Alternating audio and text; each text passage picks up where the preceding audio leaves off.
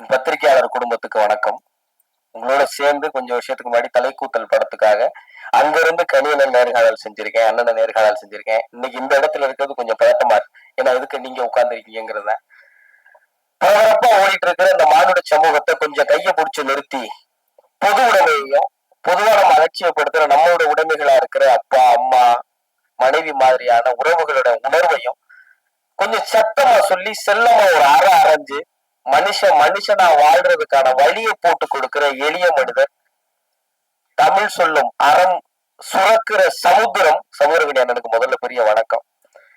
இந்த கனிவான அகத்துக்கும் கடுமையான முகத்துக்கும் சொந்தக்காரரா இருக்கிற அப்பாக்களுக்கான ஒரு உருவம் தயாரிக்கணும்னா அதான் சமுத்திரகனி அண்ணன். அது தமிழ் சினிமா எப்பவும் தவற விட்டதே கிடையாது.